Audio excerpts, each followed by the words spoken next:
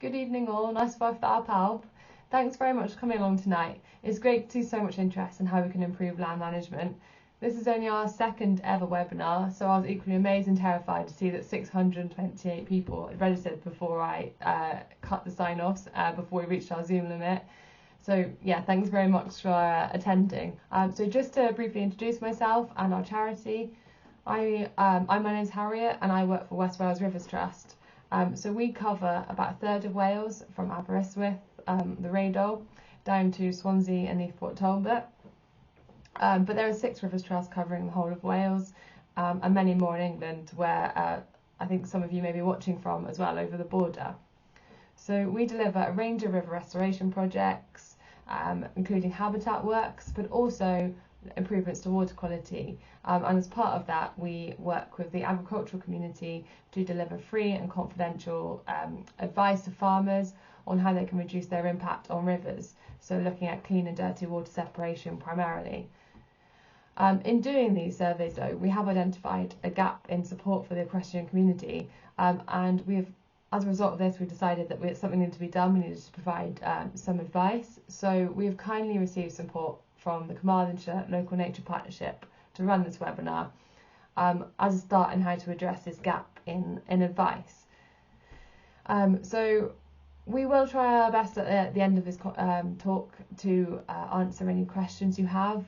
Please put any questions in the question and answer section, but if we don't get through all of them, because there are a lot of you on the call, please feel free to message us on social media, either Jane Aquaculture or West Wales Rivers Trust, and we will do our best to get back to them at a later date.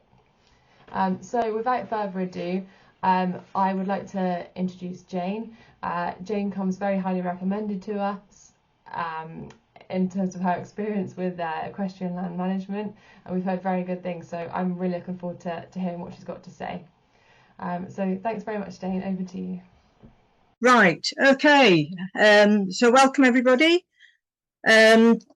So we'll get started. So I'm Jane Myers, as Harriet said, from Aquaculture. We've been teaching this subject for many years now, both overseas and here in the UK. And it's really gaining traction, the interest in looking after the land for horses, as you know, as people are becoming more concerned about climate change and so on, and just things like this last winter has just been so horrendous that you know, people are starting to become more and more interested in how they can look after their land. Sorry, I know what to press. Hide floating. Yeah, that's it. Right. So I started out doing an MSc in equine science. I actually did it in West Wales at Aberystwyth University. Did research at Edinburgh, and we teach on about the subject of sustainable horsekeeping practices all over the world. Our system works in all climates. So it works where it's too dry and it works where it's too wet. You'll get a taster of that as the evening goes on. Our normal talk, by the way, is an actually full day 5-hour talk. This is just snippets from it. It's mainly what people learn in the beginning and then the snippets from the rest of the talk. But there's many ways that you can find out more afterwards. So I'll give you links to that at the end of the talk. And I specialised in the grazing behaviour of horses and how this affects their management. And that's what I've been doing for the last 25, 30 years. Yeah, I'll move on to the next slide. So our ethos is about horse ownership, responsible, sustainable, ethical. It's all about how we can look after horses in a way that takes care of their needs, but at the same time, it looks after the environment. First of all, we need to understand what horses actually are, because in order to manage them well, we need to understand their behaviour. So what is a horse? It's a monogastric, that's a single-stomached herbivore. So unlike ruminants, which most of the other large grazing herbivores, such as cattle, and some of the smaller ones, such as sheep, are ruminants, horses are different to that. Their digestive system is actually not that different to ours. When you look at a horse's digestive system, apart from the fact that they don't have a gallbladder, other than that, it's pretty much the same as ours, just a relatively smaller stomach than ours, but everything's there in the same order, unlike a ruminant. So they actually rely on eating more food and not digesting it as well as a cow, for instance. There's differences between the two. But the reason I'm mentioning that is because a lot of the information that's out there assumes that horses are like cows, and they're not.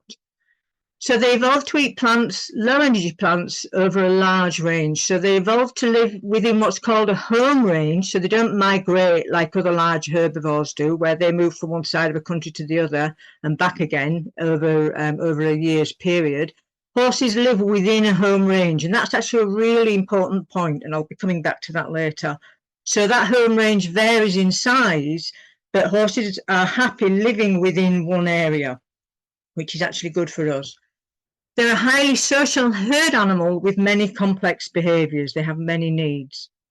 So there's many advantages and disadvantages of being a free living versus a domestic living horse. And we need to just have a quick look at those. So free living horses eat a very high fibre, low energy, low protein diet and graze for very long periods each day. So they graze for between 12 to 18 hours. 18 hours is only when the conditions are very, very poor. They live in a herd and are on the alert much of the time, and this alert behaviour is shared between adult herd members, so that individuals are not exhausted. This is one of the main reasons why horses should live in herds, is so that they can take it in turns to relax, because in the wild, one of them is always on the lookout for predators, and just because they live in a domestic situation doesn't mean that they can relax and forget about that. They don't know that a lion's not just about to walk around the corner. So free-living horses travel many kilometres or miles a day from feed to water and back again in what's known as the home range, which I mentioned a few minutes ago. Their home range contains the resources that they need, such as feed, water, shade and shelter. So with horses, basically the size of the home range is totally dependent on how far they have to travel to get those resources. So if they live, for instance, if their pony's in Dartmoor, and all their resources are in a relatively small area, then their home range might only be a few square miles. If they live in the outback of Australia or the Americas, for instance, their home range might be hundreds of square miles, because they have to travel those distances to get their resources. They only travel that far because they have to, which is quite an important point. So at the other end of the scale, if they don't have to, they're quite happy to stay within a smaller area as long as their resources are available to them. In the wild, they have to cope with a huge variety of climates ranging from very cold to very hot. But they struggle in very hot, humid weather. I won't go into that now because I haven't got time. But that's the one that they really do struggle with, is very hot, humid weather. And that's because they rely on sweating to cool them down. And this uses up a lot of that stored energy, body fat. So normally horses are gaining weight and losing it again throughout the seasons. Mares produce a foal most years, on average 2 out of every 3. So again, that uses up lots of energy. Stallions work hard to keep their band of mares together and to service mares during the breeding season, so they're using energy. So free-living horses have a low-energy diet for much of the year, and at the same time, they're constantly moving, coping with a range of temperatures, on the alert, reproducing, and are never wormed, have their hooves trimmed, have their teeth attended to, or are rubbed. So you can see how one of the reasons they manage to maintain their weight is because they have all these different stresses, if you like, on their body condition. So domestic horses are managed by humans for better or for worse. They have different stresses to their more natural living counterparts. They often receive too little exercise, too much high energy feed rather than lots of low energy, high fibre feed. They may be over-confined, in fact they usually are, and instead of having to find their own feed and water, it's literally given to them on a plate. And now we do all the running around and hard work, and this change has come about very recently. So what I'm meaning by that is, only a couple of generations ago, horses worked for a living and were just a tool within our society. And now it's changed completely into that we're the ones who do the running around and the hard physical work generally, and horses don't so much. And that has had consequences on their management, because the biggest one being is managing their weights, because they're not working very hard. And as soon as we supplementary feed horses, now this is a really important one, as soon as we start to actually give them feed, and obviously in the domestic situation we have to do that, because hardly anybody, especially within the UK, has enough land that will actually feed their horses all year round. So we have to supplementary feed them, and as soon as we start doing that, they change their behaviour. They start looking for where the food is coming from. So when we start to see a lot of hanging around the gate behaviour, because what they're doing is they're hanging around in that area where either they're taken to supplementary feed from, or where food is brought to them and given to them in that gateway. So this favoured spot by the gate is where Meals on Wheels appears from, as I said, and this increases erosion in particular around gateways. So it's really important to keep that in mind. As soon as horses have finished grazing, they will generally move to the gate and just stand there, and that can be for many, many hours. Domestic horses tend to be more aggressive than free-living horses because supplementary feed actually creates aggression. So remember, in the wild, feed's either everywhere or nowhere, not in feed buckets at set times that's brought to them. There's nothing to fight over in terms of food, nothing to fight over in the wild situation, because, as I said, food is either everywhere or nowhere. Domestic horses have no input into how they're managed. So modern management practices don't usually take horse behaviour and physiology into account, and that's because they developed in a time before we thought in terms of animal welfare and so on. As I said earlier, horses were basically just a tool, not that long ago, only a couple of generations ago. So a lot of the ways that we keep horses are totally inappropriate for their behavioural needs. So that picture on the right, for instance, that is very typical of something you'll see in the USA. Stables that have full cage fronts, solid walls. You can't see that in the picture there, but the walls go all the way to the ceiling, and that horse just stands there all day, unable to even put his head over the door. That's a very common situation. So that's just completely ignoring natural horse behaviour. Oh, I've got another picture of that as well. Solid walls, caged door, horse confined into a small cell for most or all of the day and night. And believe it or not, this stable was actually at the Kentucky Equine Park, which is like a theme park for horses. So, setting a very bad example. And you can see the solid wall there, and the horse just stands there. This type of enclosure would be unacceptable in a modern zoo. You would not see an animal the size of a horse in a cage the size of a stable, and that animal fastened there, sometimes 24 hours a day. You just wouldn't see it because the public would have something to say about it. So it's very interesting just what the horse industry gets away with. It's starting to change, but it's taking time. Domestic horses often have no choice but to graze badly managed, overgrazed paddocks because basically they just go where they're put. They don't have any say in it. So in this picture here, very typical on a horse property, wrong priorities altogether, very expensive fencing. I mean, just the bit of fencing you see there, this actually, again, is the Kentucky Equine Park. Millions of pounds spent on fencing, literally, but really poor land management, separated horses, loads of weeds, manure everywhere, absolutely awful.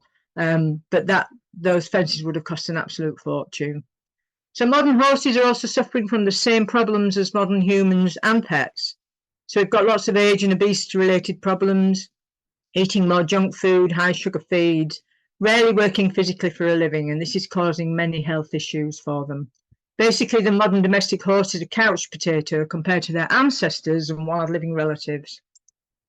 So modern domestic horses tend to have a high-energy diet. At the same time, they're not usually moving enough, don't have to cope with a range of temperatures because we put rugs on them usually when it gets too cold or whatever. Don't have to be on the alert. They aren't usually reproducing, which obviously is a good thing because there's already too many horses. And of course, they're wormed and rugged and so on. So that's just some of the reasons why we have so many obesity issues with domestic horses. So if and when you feel as if your head's been spun in every direction by conflicting advice, and these days a lot of that is on social media, always try and bring it back to basics because that's what horses need. So good horse and land management starts with an understanding of horse behaviour, why horses do what they do, when they do it, and how long they spend doing it. So the grazing, so their day is split into 3 parts basically, and these are interspersed with each other. Grazing is a total of between 12 and 20 hours. You'll often see it said that horses graze for 20 hours a day, but they don't actually. If grazing is good, horses will graze generally between 12 and 15 hours, because as you can see, these other behaviours have to be fit in as well somewhere. The only time that horses will reduce those other behaviours, and the first one to go out of the window in harsh times is loafing, is when there is absolutely no food. So, in a drought situation or whatever, usually drought situation, or in the middle of winter when there's, the food is covered by snow on the ground. And what they'll do then is they might increase their foraging behaviour up to 20 hours, but they won't actually be eating much in that time. That's because their conditions at that point are so harsh. So an important difference between predators and herbivores is that herbivores need to spend much more time eating, less time sleeping, and more time alert. So think about lions, for instance, in the wild. They make a kill, but then they spend hours and hours and hours sleeping. Just like your pets that you have as well, a dog, they spend a lot of time sleeping and just a short amount of time eating, and the horses are the opposite to that. They have to eat a lot of the time because they have to, their food is very time consuming to eat and to digest. So this is important stuff as well. A grazing bout, that means when a horse is turned out onto a pasture, it's called a grazing bout, what they then do.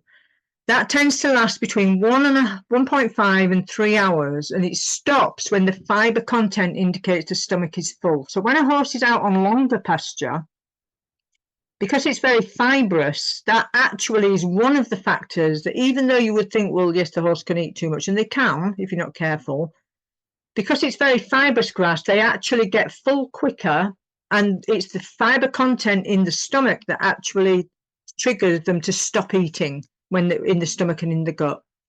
Whereas when they're on really short, sweet, sugary grass, that doesn't happen, and that's one of the reasons why they just keep eating and never stop. A little bit like you could argue that when we eat really poor food, very high sugar, a lot of fast food, you just want more and more and more of it because you're not getting that full feeling that comes from eating high fibre food. That sugar is actually creating a need and a want to eat more and more of it. So horses eat to fill up and maintain a high gut fill level. So all they're aiming to do is just keep enough in their guts to stop them from getting things like colic and so on. They're just wanting to keep enough of fibre in their guts. Intake is constrained by the need to be agile to avoid predators. So again, if they're eating a huge amount of volume, they're also aware that they have to be able to move as well to get away from predators in the wild. So that's one of the factors that actually stops them eating as well. So they do have certain things happening that actually stop them from overeating. This is why horses in the wild do fine for themselves. It's just when they're in a domestic situation where we tend to get problems. So this is a really important one as well. Grazing is linked to walking. Their whole physiology has evolved to enable this to happen efficiently. So what's so important about that is, and I'll keep coming back to this one, is that when horses don't have anything to eat, they don't walk for the fun of it. They don't go, all right, well, there's nothing to eat, but I need to keep fit anyway, so I'll set off and go for a walk. They just do not do that. They might run around for 5 minutes to run off any initial energy that's built up from being confined, say if you've turned them out from being in a stable.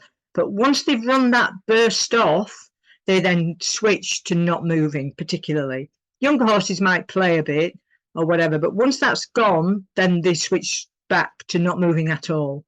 What gets horses moving, one of the main things that get horses moving is grazing, because that's a natural behaviour. So if horses walk at 1 kilometre an hour while grazing and graze for 12 hours a day, they walk a minimum of 12 kilometres in that day of slow, steady exercise. So straight away you can see how grazing is so good for them. One of the reasons is, as I said, if there's no pasture to eat, a horse will simply stand around. They won't just walk for the fun of it. Horses need to be grazing to make them move.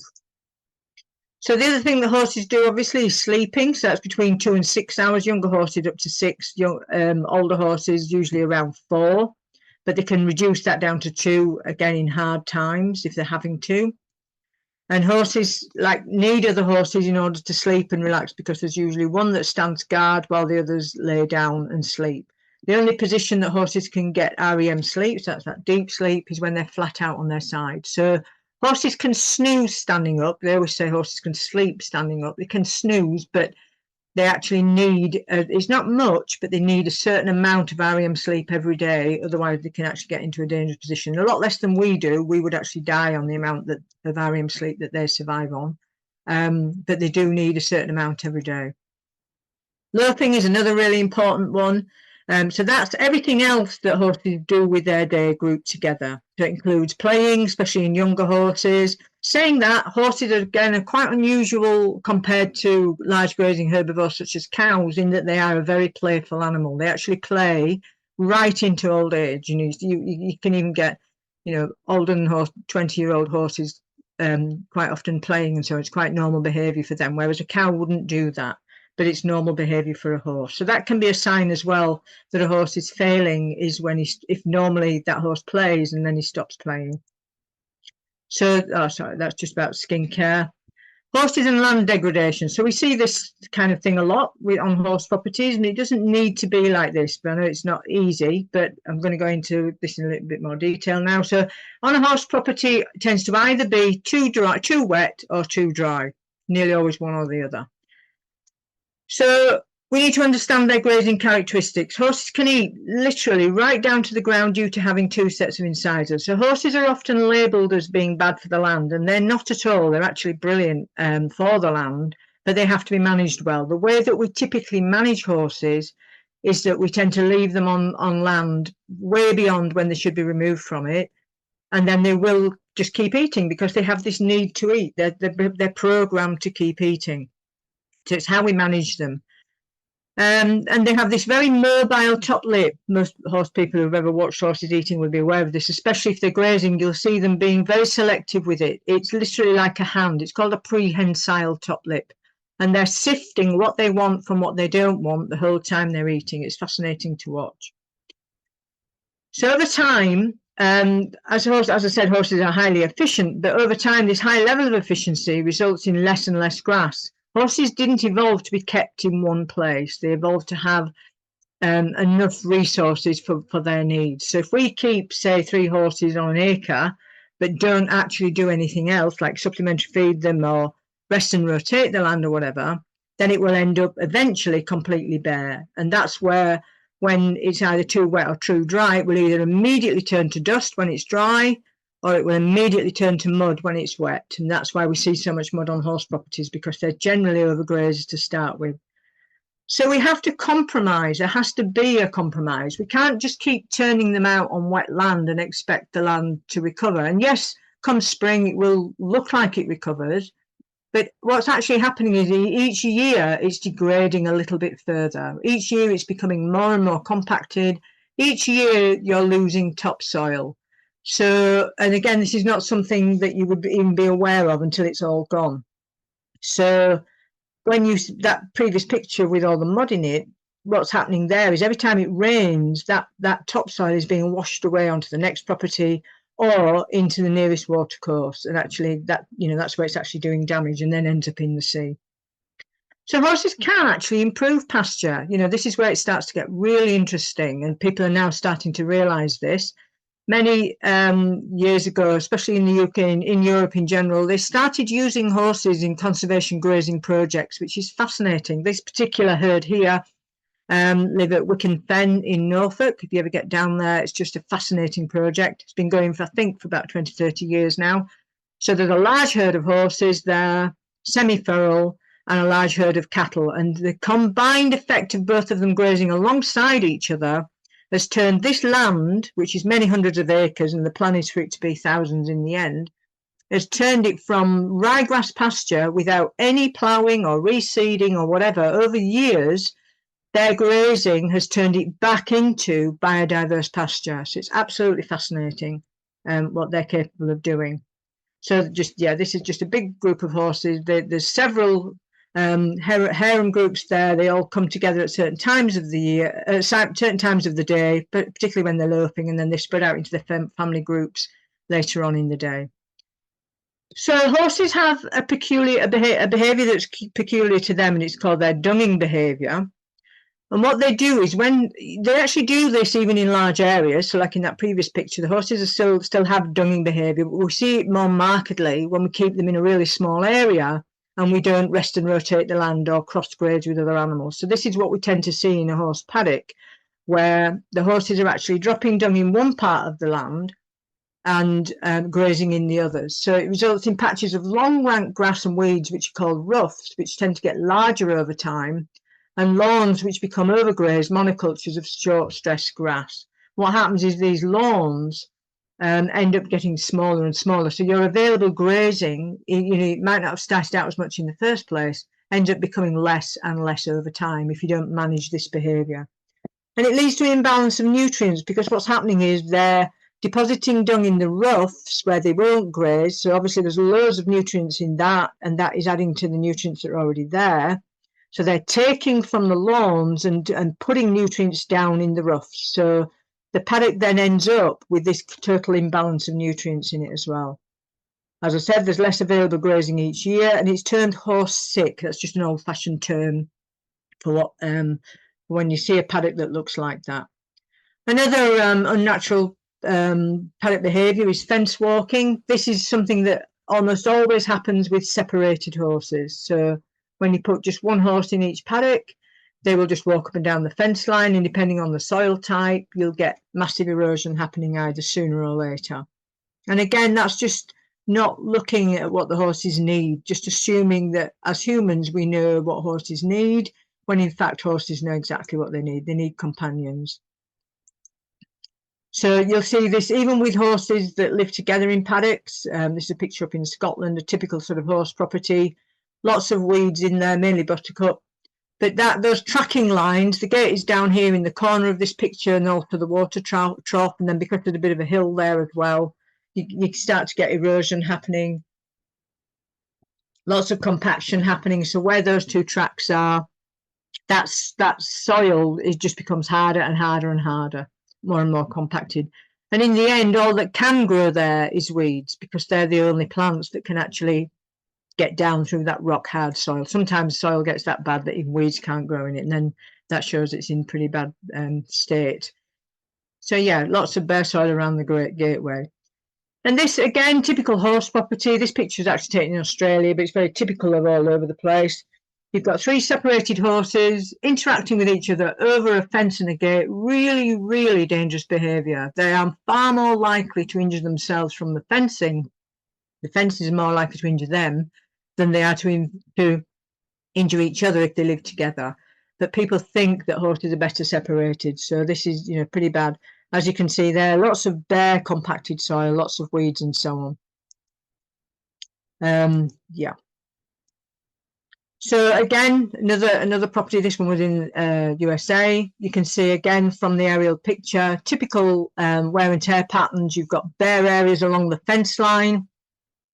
And the reason they're there, and you can see the horses in that front paddock there, is because Meals on Wheels comes along this roadway here. The car parks just next to that track. So they're standing there because they know that that's where the supplementary feed comes from. So what I'm getting at is we can turn all this around, and I'll go into that later on, how we can turn that around. So land degradation, plants wear away due to too much grazing pressure. Bare soil has no protection and becomes compacted due to the weight of the animals. But it's not just the weight of the animals, it's the lack of organic matter in the soil. Once the plants have gone, there's no root system there to keep the soil particles apart. So they just become more and more compacted together. Then when it rains, the rain cannot penetrate the soil.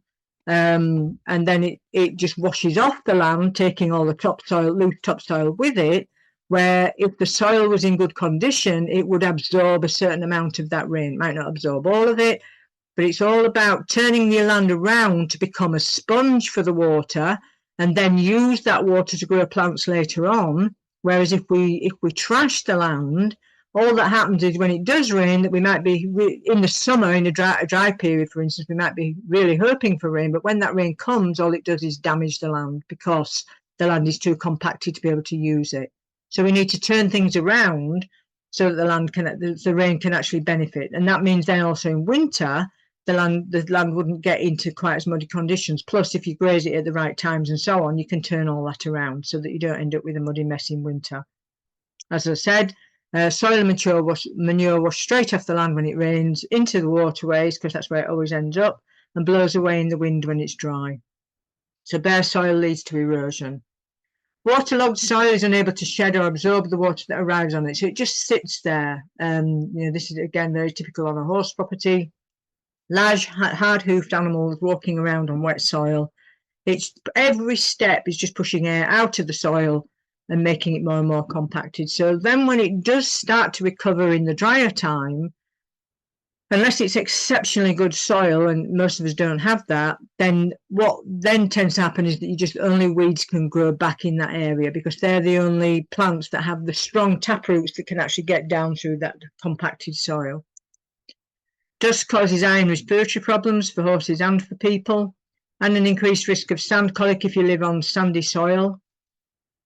Mud provides habitat for mosquitoes to breed. We're starting to see that now. We will see that more and more with climate change. We'll start to see more mosquitoes where we might have only seen them in the south at one point. We'll now start to see them further north. And mud provides ideal conditions for organisms, which lead to things like thrush in the feet, greasy heel, mud fever, rain scald, and so on. All these fungal conditions that horses get. Mud also creates an unsafe environment for people and horses, so we get slipping injuries and so on. And people often say, oh, horses don't mind mud, but they do. In the wild, they don't mind a bit of mud. They'll go and especially when it's hot, they'll deliberately seek out some wet soil to stand in if they can. But they would never choose to stand around in mud for hours and hours and hours every day. Their hooves are not set up for it, for being wet all the time. In the wild, they would seek out higher and drier ground, at least for part of each day. While they're loafing, they wouldn't choose to loaf in really wet conditions. Other health problems that come about from general poor property management include more fence injuries, because if you don't have good grazing, then they will start to lean over the fences, or they'll start to play with other horses over the fence because there's nothing to do. A higher level of parasitic worms, and again, good land management can mean that you completely, not eradicate worms, because there's an argument to say we don't want to do that anyway, but get them down to a healthy level with good management. You always see an increased risk of poisoning from weeds with poor land management, because if there isn't any decent grass to eat, horses will switch to eating the kind of plants that they shouldn't and they would normally avoid when there's decent grass to eat. But if they have no choice, they've got this absolute need for fibre going through the gut, and they will eat plants that even they know they shouldn't be eating. So the conclusions to this section are that wild and feral horses have a very different lifestyle to domestic horses. Domestic horses can become stressed if we don't acknowledge important facts about their natural or normal behaviour. Poor horse and property management leads to welfare issues for horses and problems for the environment. It's possible to manage horses in a way that they are happier and healthier while at the same time taking care of the environment, a true win-win situation, and that's a little bit about what you're going to learn about in the rest of the talk. So horses and pasture, why is it important? Equines evolved to be grazers, browsers and foragers. Millions of years of evolutionary efficiency has been undone in a few generations of human management. You are what you eat. The same applies to horses. It's so important to them. So we need to move away from a monoculture of improved grasses to a more biodiverse or natural old-fashioned diet, because that's what horses thrive on. And prevention, or at least reduction, is better than cure. And we need to also keep in mind that the equine lifestyle, the 3 Fs, that's forage, friends and freedom. So horses need lots of forage, they need to be in a herd, and they need to be able to move. They need to be able to move around. And we need environmental sustainability. You could have the best system in the world, and it wouldn't be if it doesn't also include looking after the environment, because it's the environment, as we all know, that in the end will have the last word. That's what feeds us. That is the only way that horses are going to get, have a healthy lifestyle. So we actually have to look after the environment before the horses. We need to look after the environment so that it can take care of the horses. That's the way around that we should look at it, whereas we look at it in the other direction. So pasture is essential for soil health and preservation. It reduces compaction. Plants collect and hold water, so they slow water down from moving across the land, and they help it to get down into the soil. They cover and protect the soil, so they stop it from blowing away when it's dry and washing away when it's wet. Plants are a highly effective carbon sink, so we all know about how trees are important. Well, pasture is even more important, because pasture can lock up carbon in the soil much quicker than trees can. So this is where it gets, one of the reasons it starts to get really exciting is if we as horse owners start to realise how important we are, if we do the right thing, we can turn from being land vandals, if you like, into being absolute heroes in terms of land management. Because if we look after the land in a way that suits the horses, how they need it to be looked after, we also end up locking up lots of carbon in the soil and creating land for wildlife, as a sideline and so on. There are so many benefits to actually looking after that land. Plant roots allow air and water into the soil. When horses are on pasture, they have better circulation and better hoof quality due to more movement. They're breathing cleaner air than stabled horses and draining their airways naturally. They're following a natural pattern of eating, browsing and foraging. And the position of the head and neck when grazing helps to counterbalance the effects of the head and neck when it's up in an up arched position that occurs when being ridden. Plus, when a horse is in a stable or whatever, they often have their head in the high up position. Horses are meant to have their head down for many, many hours a day. So that's important as well. So horses that spend a lot of time outside don't develop behavioural disorders, and horses, once they've developed them, never tend to get rid of them, but those behaviours will tend to reduce over time when they get to spend lots of time grazing, especially if it's with other horses. Other benefits are it provides essential roughage for horses. It reduces the feed bill as it's a relatively cheap form of feed. Again, this is a really important one. You wouldn't get farmers deliberately trashing the land and then buying in lots of feed. They look at their land as a way of feeding their animals, and their stocking rate is built on that, is how much that land, how many animals that land can feed. Well, with horses, we can manipulate things to actually not quite have to stick to that stocking rate, but we need to accept that if we look after the land better, it will feed the horses for much longer throughout the year before we actually have to buy in that bought-in feed. And that's something that's becoming more and more important, because with everything else, the cost of feed is skyrocketing and it's just going to get worse. Land with good pasture has a higher value, and it's an excellent feed source for most horses. So what should we be aiming for? We should be aiming for old-fashioned, unimproved, biodiverse pasture, the sort of pasture that a lot of farmers definitely would see as weeds in some cases, but it needs to be edible weeds, for instance. But biodiversity is vital for many reasons. Plants and animals have beneficial symbiotic relationships with each other. Biodiversity creates a healthy ecosystem. All animals, insects, and so on are dependent on a biodiverse environment. It improves soil health. A biodiverse diet is vital for healthy gut bacteria. We're all starting to understand now just how important the gut biome is, and in horses in particular. So increasing biodiversity on the land is a win-win situation. So less fashionable and more unimproved grasses are the way to go. Horse owners are starting to change their perception. The good news is that these grasses may repopulate in the right conditions. So in many cases, the seeds for them are already there. You just need to actually manage the land better, and they will actually get themselves going. So we need to aim for biodiversity. Horses and water. Land management directly affects water quality. We all live on a water catchment, and we all have an effect on water. In this picture here, we've got horses, you've got bare soil, we've got horses being allowed free access into the water, no vegetation surrounding the water source at all. So in no time at all, that water ends up silted up, not fit for anything, nothing to live in it or whatever.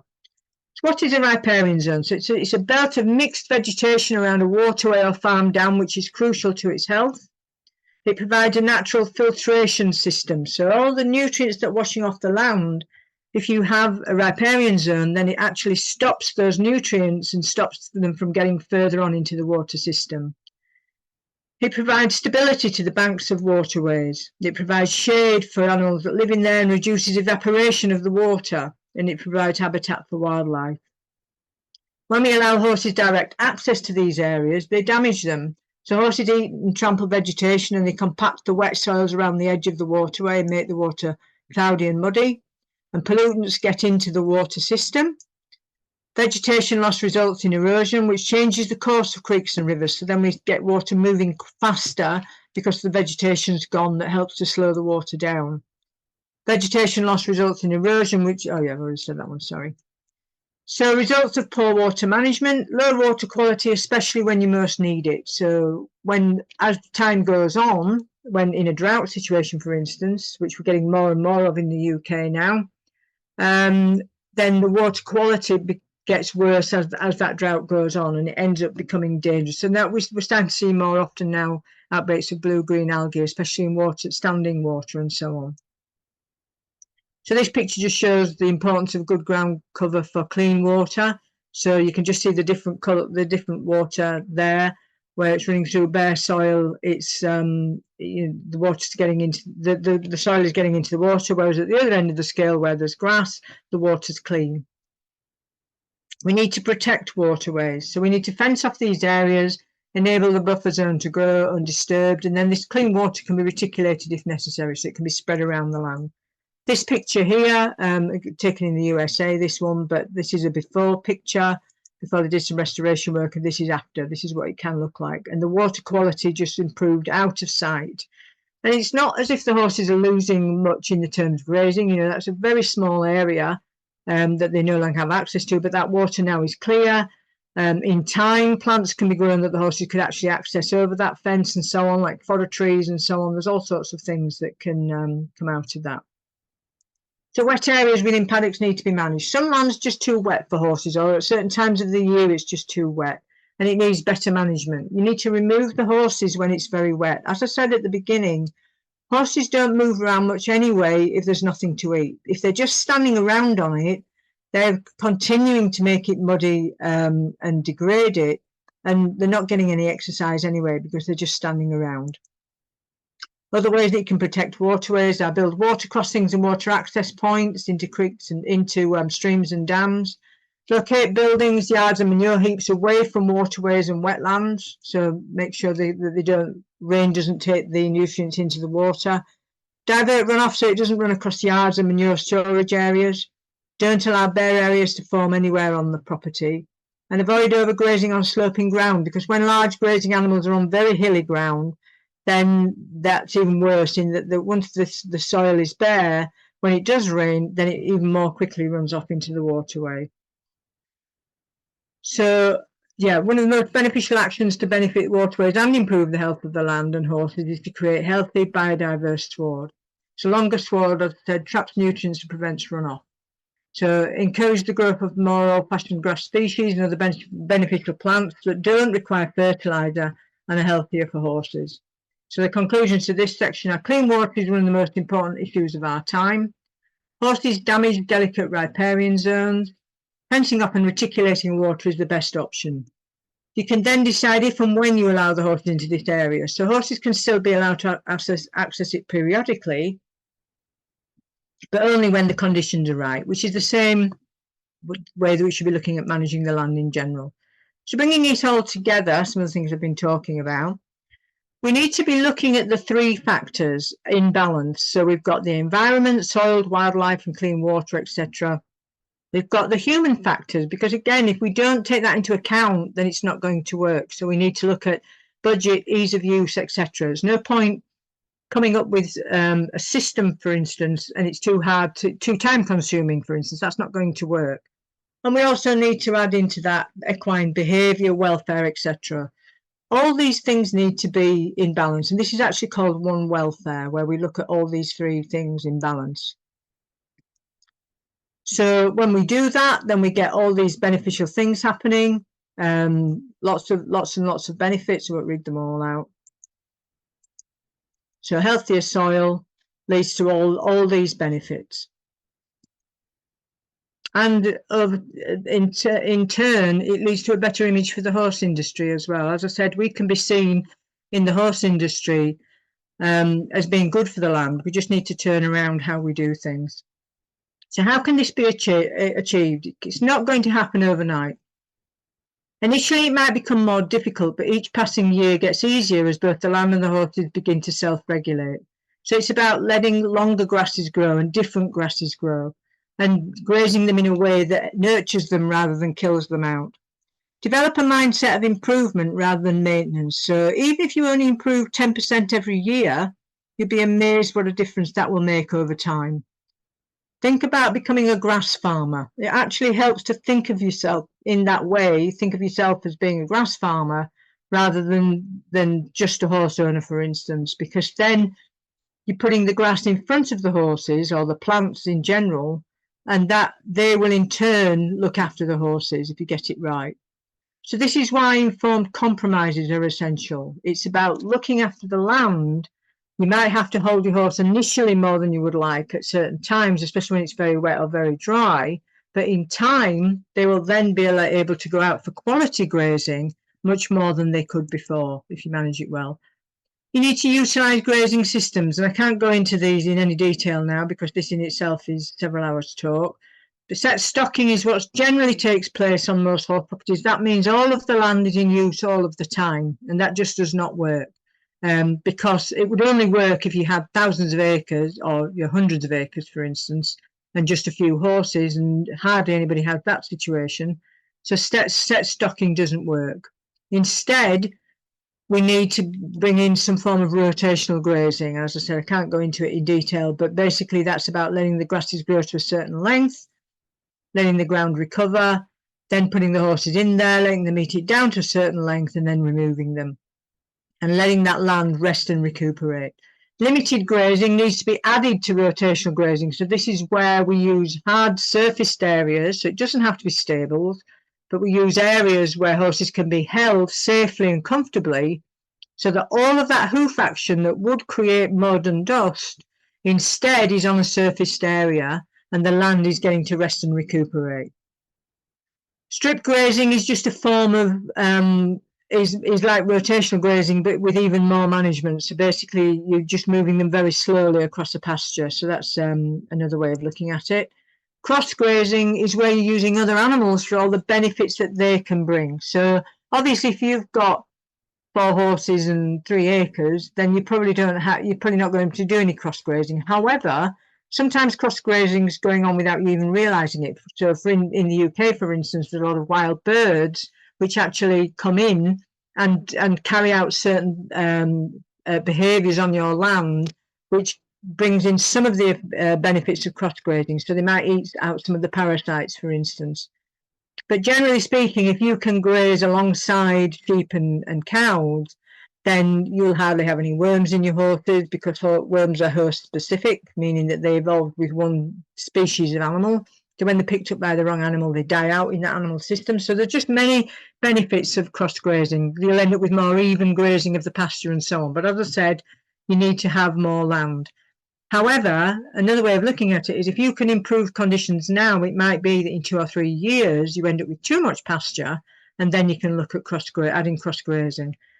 So I've just really quickly brought us round to looking at what we developed this system many years ago when we lived in Australia, called the Equicentral system.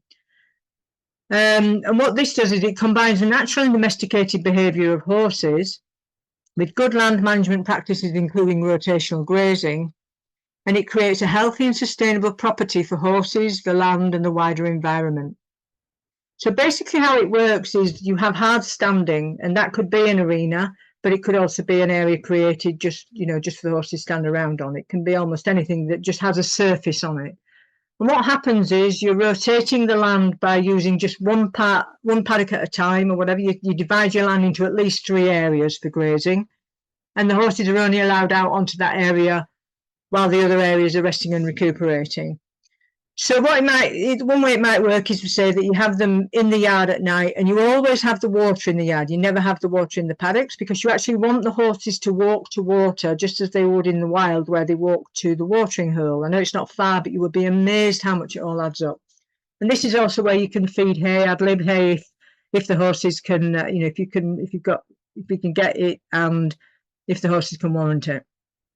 The horses will take themselves out for a grazing bout if the gate is open. So the horses walk themselves out, carry out their grazing bout, which, as I said, is up to about 3 hours, bring themselves back for water, and then they will voluntarily loaf in the yard for quite a few hours before taking themselves back out for another grazing bout in the afternoon, usually, depending on the season. Then they'll bring themselves back. Then maybe you come home from work at that point, do whatever you need to do with them, and then you can either have them coming and going overnight as well, or fastened in the yard for the night. And that is basically how the Equicentral system works, is that you build one set of facilities, and those facilities are in use every single day of the year. So rather than building a field shelter, which is only in use when that particular field is in use, instead you can put all your money into building one set of facilities. And you're getting much better value for money out of them. And what's happening is you're making the horses move to their resources. So it saves the cost of individual shelters and water troughs in paddocks, money spent on facilities that are used every day. The horses have to move more, and it all adds up. You'd be amazed how well it works.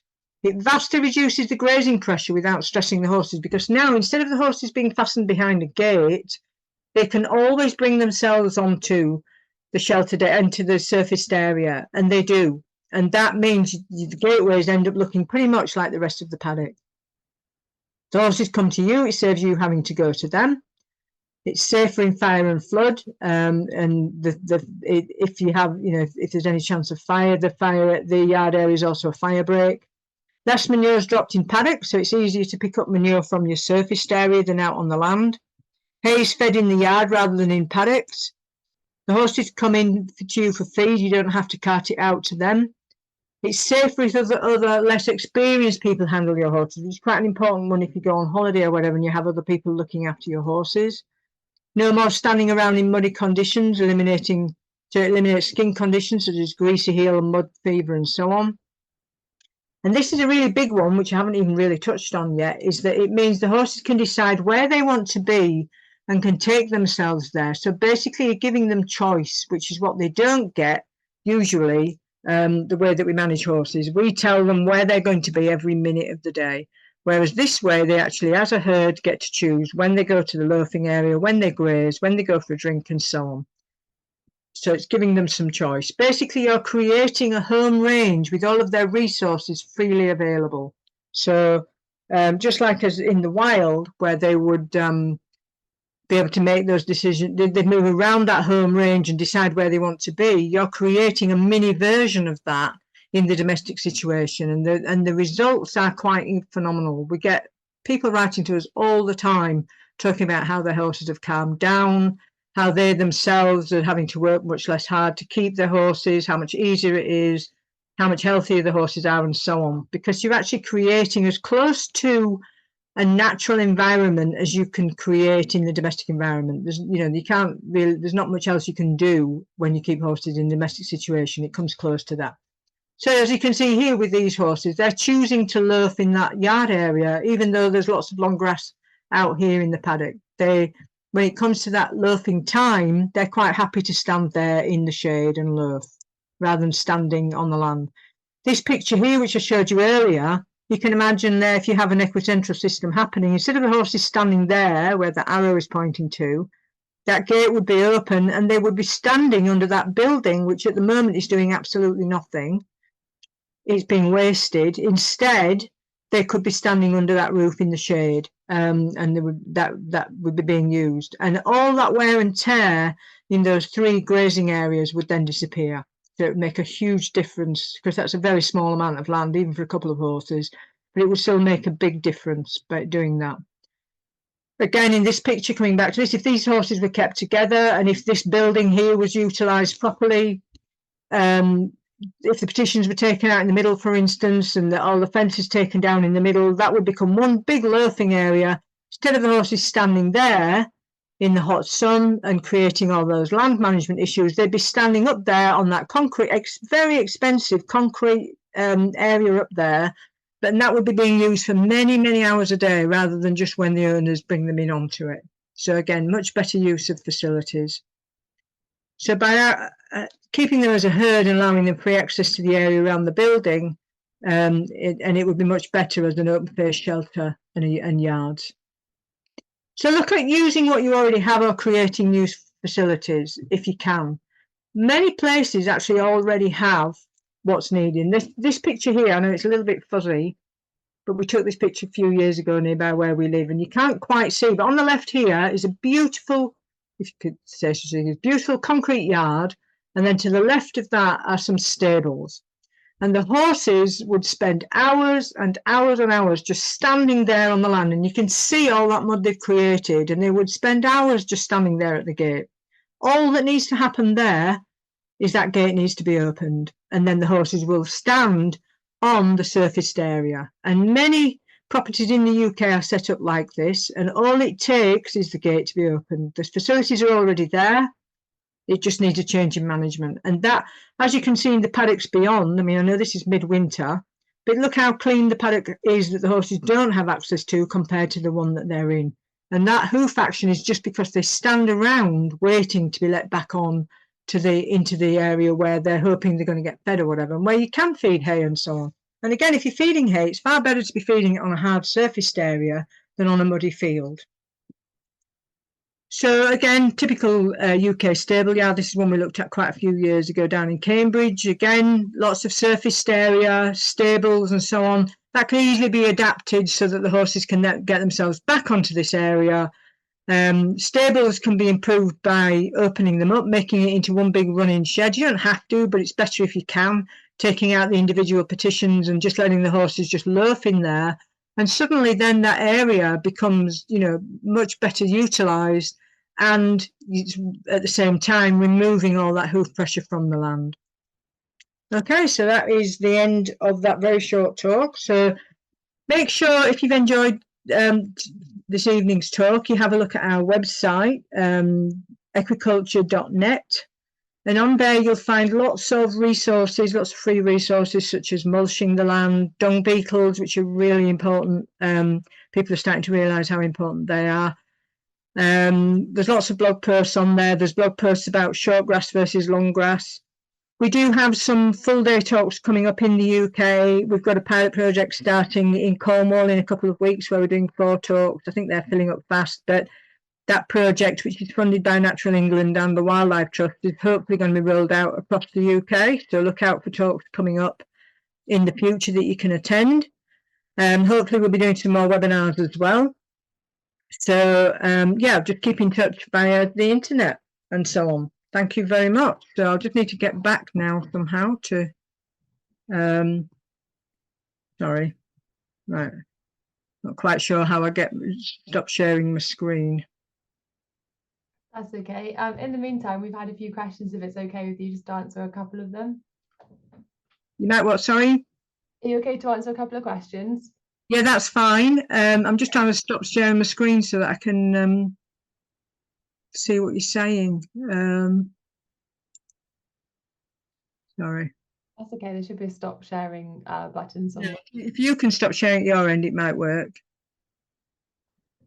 Don't think I can do it from my end. That's okay. We can do it without seeing you. That's fine. Yeah. So a couple of people have asked the question on how much land you recommend, how many acres per horse? Right, that's a really good one, because as you know, anybody who has horses usually read somewhere that you're supposed to have either 1.5 or more acres per horse. And the thing is, it's a really difficult one, because for start-off, land varies so much.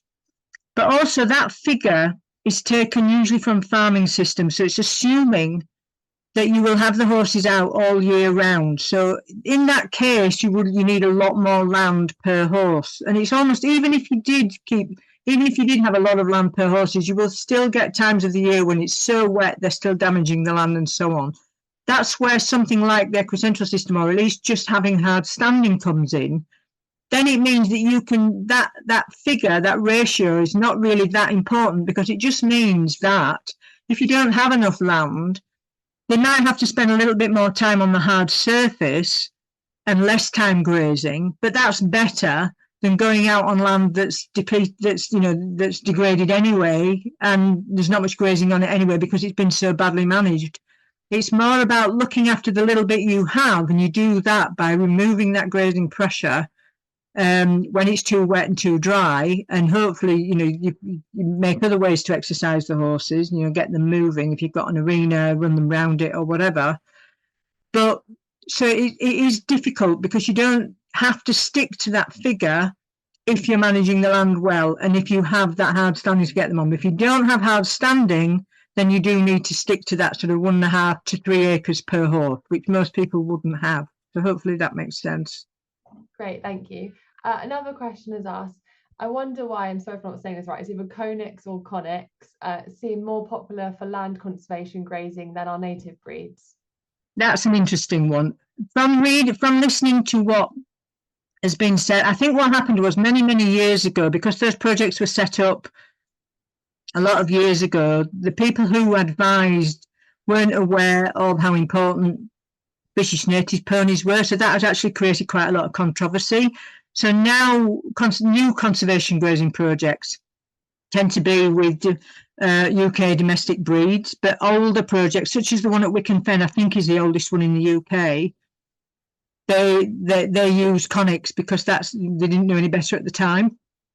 But now, if they were starting from scratch, I'm sure they'd be using Exmoor ponies or whatever, as they do at Knepp Castle down in the south. They've got they use Exmoor ponies because it's a newer project. So yeah, any newer projects tend to use domestic, British breeds, Yeah, especially rare breeds anyway.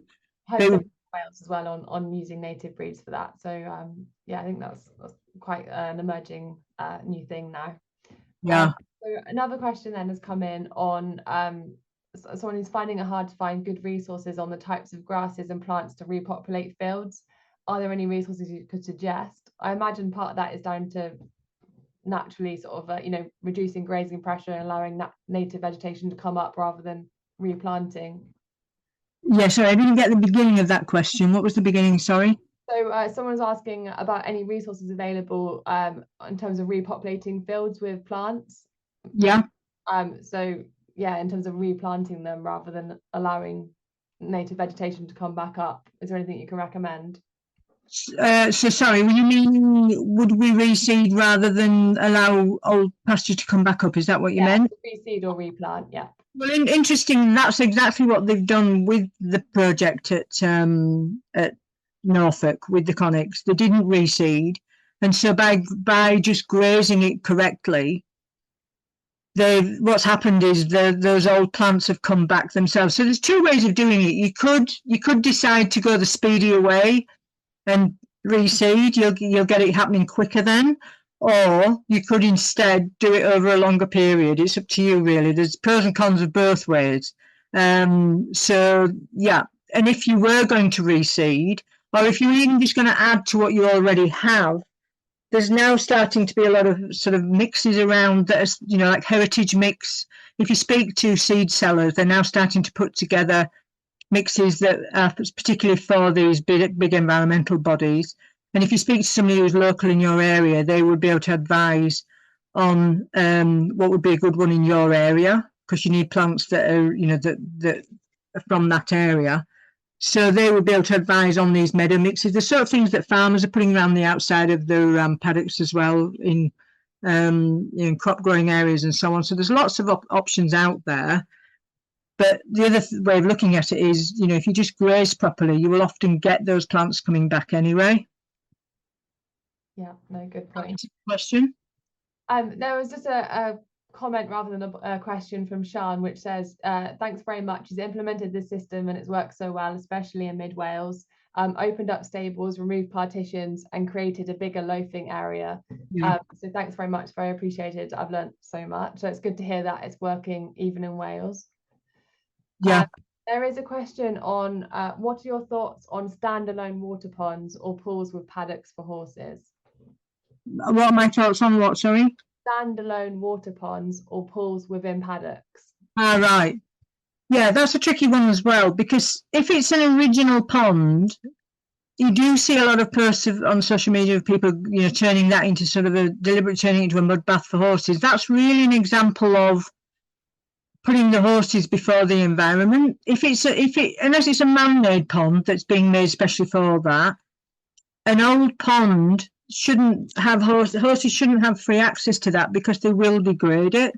They're literally going to, I mean, you would know this, Harriet, they're going to kill out the wildlife in there. They're going to kill the habitat for the fish and animals that live in there, simply because they will overuse it. Whereas if it's fenced off and they're only allowed occasional access, then that would be much better. Sorry, was that the question? Yes, I think that answers it well. Yeah. Thank you. Do you recommend harrowing the dung back into the ground? Another tricky one. If you have enough land and if you have good grazing management going on in general, and especially if you're grazing with other animals as well, then absolutely. I've kept horses on small acreage and larger acreage when we lived in Australia, and I've never picked up manure. However, if you only have a couple of acres and 3 horses, you may have to pick up manure unless you have dung beetles working. This is where dung beetles get really interesting. And if you don't know anything about them, have a look at the video on our website. They are absolutely fascinating, because if you have dung beetles working for you, then not only, you don't have to pick up the manure. If you pick up the manure, you're actually doing the dung beetles in your land a disservice, because they will actually look after the manure for you, because they're nature's answer to managing dung. So it all depends really on the stocking density. But if if you don't have a really high stocking density, you're better off resting and rotating the land, and that can include just harrowing the manure, resting and rotating the land. And even though, you'll see it read that, you've got to rest a paddock for sort of 9 months or whatever once you've harrowed the manure. It's not true, because many people in our groups have the fecal egg count done on the horses, and they have really low numbers, and that's exactly what they're doing. They're just rotating the paddocks, harrowing the manure in rather than collecting it, improving the situation for dung beetles and so on as well, and they're not needing to use wormers hardly at all. So yeah, it does depend on the amount of land you've got. Brilliant, thank you. And will sort of become inundated with manure. Sure. A really interesting question on rotational grazing. So is it better for the sword to run cattle, horses and sheep together, or have them follow on after one another in short bursts? Yeah, it's a really good one as well. There's advantages both ways. Having horses together with sheep can actually be, or calves or cows, some smaller cows, can actually be dangerous for them, for the animal, for not the horses usually, for the sheep. Like, for instance, sheep, if they have wool on them, some young horses will actually pick them up and throw them. So they'll just use them like footballs or whatever. So you need to be aware of that one. So grazing them together, especially if your horses are older, it can actually be a good idea, because then that means the land is under stress, but for a short period of time, and then gets longer in the rest and recuperation phase. If you graze the sheep, it used to be thought that the best thing to do was put sheep on land before horses, because it used to be thought that the shorter you got the grass, the better that was for horses.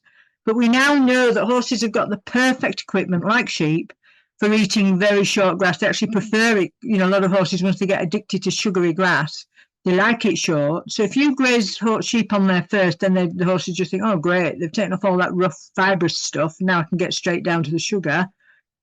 So putting sheep on after can sometimes be a better idea, especially, or cows in particular, because they'll eat the long stuff, cows in particular, that the horses leave. So there's actually all 3 scenarios have consequences, but I generally wouldn't put sheep on before horses, because I would never be looking to graze horses on short grass rather than long grass. I would always look to keep grazing them on long grass. And as I said, there's some really good articles on that on our website about, why you should be looking to long grass rather than short grass. People do worry about the amount of grass they're getting on long grass, but the thing is, if you have them bringing themselves off the land after a grazing bout, you could have them, say, just go out for 1 or 2 grazing bouts in total a day, but they'll still be far healthier than eating the equivalent of McDonald's all day long. Far healthier. And over time, you will be able to get them out for longer, grazing longer on that better, more fibrous grass. Because remember, it triggers to them that they're full, and they stop grazing sooner when they're on long grass. Fantastic, thanks very much. I think this is the last question. A couple of people have asked about using surface tracks for horses. Yeah. Necessity for some, such as rehab for laminitics, or do you have a view on grass tracks? Yeah, again, really sort of difficult one. We're not really a fan of tracks. If you already have surfaced areas, absolutely. Like, we once did a consultation at the Donkey Sanctuary, and they have literally hundreds of miles of surface tracks. And our advice there was, put the water at one end and the feed at the other of this huge property, and let the donkeys walk between the two, and they'll soon lose weight, because they already have the tracks. But to track your land, in the UK especially, means either having a grass track, which means you're grazing the horses on short grass all the time, and in wet conditions it just turns it to mud, so that's not looking after the land.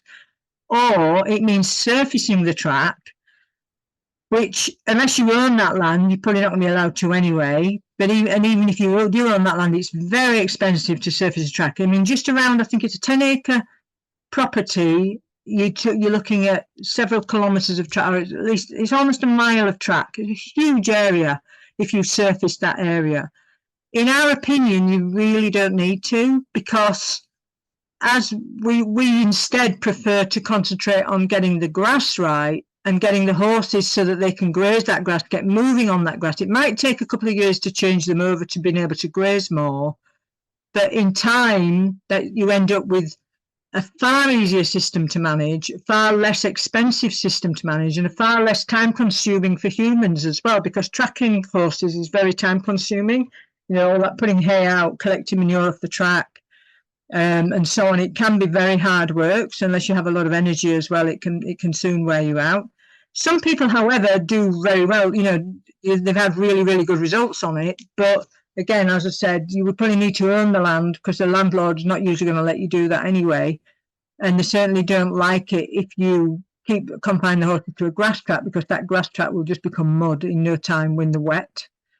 Again, on the blog section of our website, we've got an article comparing tracks to equicentral systems, so it might give you a few pointers if you're thinking of going one way or the other.